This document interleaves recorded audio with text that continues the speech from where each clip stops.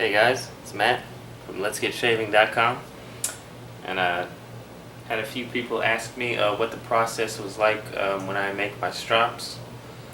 I hope the air conditioner is not too loud.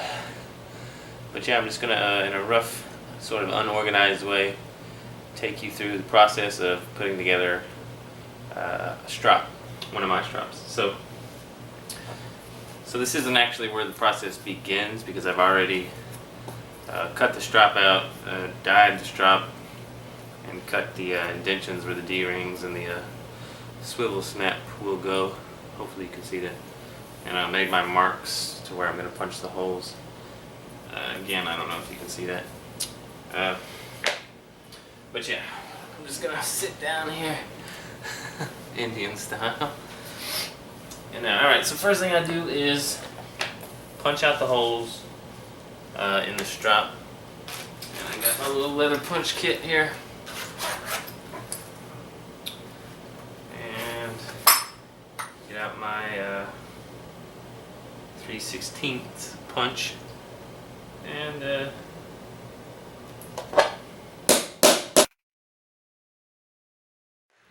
sure my neighbors are just thrilled to have me living next to them. There's one side. If you can see the holes there. Yeah, I think you can. And alright, I'll go ahead and do the other side and come back.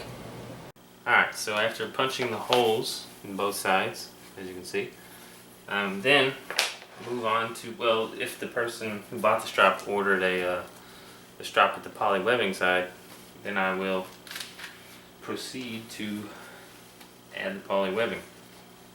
Since I'm going to attach it to the top Chicago screws and then put its own D-ring on the bottom, I don't need to make it the same length as the leather strop, but just above where the bottom holes are here, if you can see that, and if that makes any sense at all. So basically I just line it up like that, and then with some scissors I will cut it. But don't worry, I will make sure there's no frayed edges or anything like that. That's what the blowtorch is for, in case you're wondering. Alright, so then, now that I've got a piece the right size, what I do is place it underneath the leather.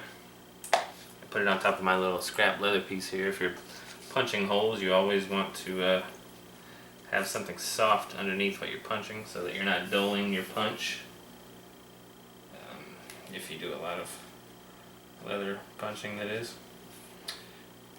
Alright, and for the poly webbing hole I use a slightly smaller punch, which would be the 5/32 punch, and the reason for that is because when I burn it to keep it from fraying, it expands the hole slightly. So this just to make sure that the hole's not too big.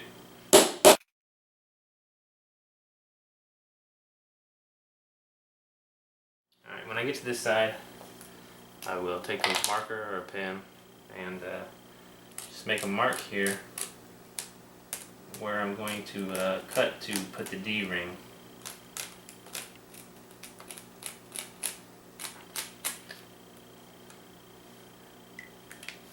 Alright, so then finish punching these last 4 holes.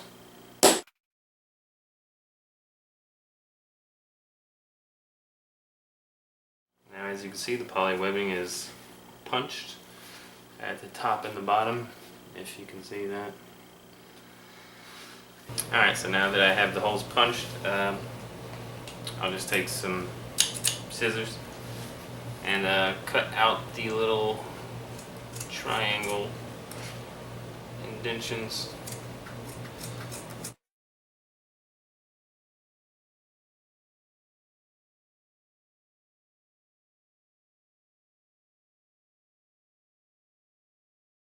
I'm doing 2 here, so I'll go ahead and cut the other one.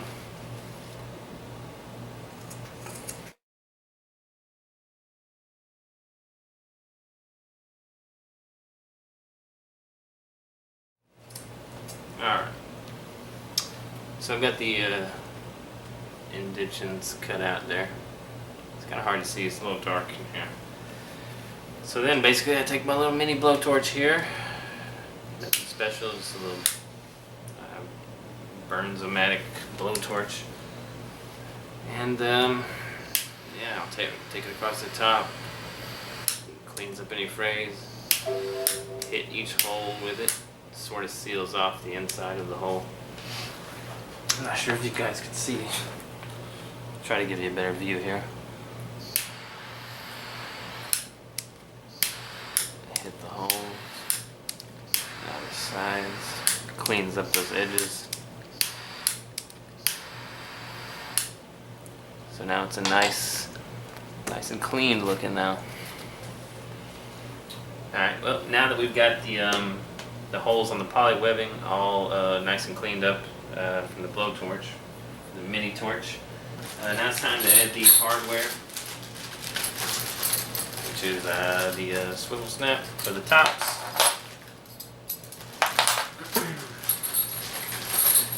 D-ring for the bottom of the leather portion and a D-ring for the bottom of the poly webbing portion. I'm going to make 2 at a time here, like I said. And also a small O-ring for the swivel snaps for easier hanging of the strop if you have a hook or something like that. Just makes it a little easier. Alright, so basically, oh yeah, these are fun to deal with Chicago screws, so fun. No, seriously, they're a pain, but they work nice. So try to set out what I need ahead of time, so I'm not digging all over the place. And people are messaging me on the computer, but we'll have to wait. Alright. And I also have these tiny ones, well not tiny, but just smaller sized, for the, I dropped one there, for the poly webbing side, since it's thinner than the leather. If I use the standard Chicago screws, it would leave a pretty big gap, and that would be ugly. So let's grab the one that I'm going to start with and make sure it's lined up properly and it looks good. So typically I will go ahead and put the D-ring on first on the leather. Just pop that in there like that. I'll go ahead and attach that one. So I just bend that over.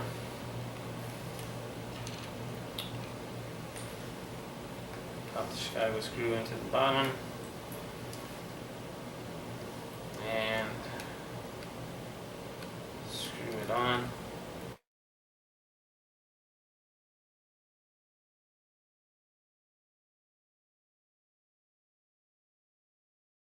Alright, so that's the bottom D-ring attached to the strap, as you can see.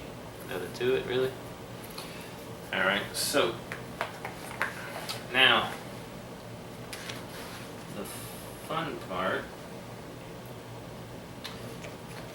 not really, but so now we're going to take the swivel snap and attach that to the top of the leather. To do that, I just sort of fold the top in half a little, and whoops, going the wrong way there. Squeeze it down over it, and there we go. Pop it back out, and then I will line this up with the poly webbing on the back side here. Grab some more Chicago screws. Feed that through both the leather and the poly webbing. Get it in there for both sides. Lines up nice and perfect. And fold this leather over.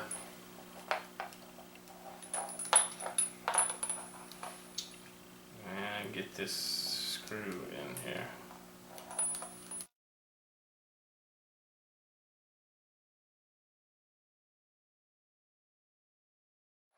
Alright, so that is the top portion. Don't know if you can see that, but it now has the poly webbing on the back. Now we throw a D-ring, or a D-loop, I'm not sure what you would actually call these, D-loop, D-ring, on the back here. And I put the seam on the back side, that way if you're strapping, you know, you're not going to jam into that seam. You could still hit the Chicago screw, but you've got a little bit more distance there to go before you would hit it. Then I take my smaller Chicago screws here and pop those through.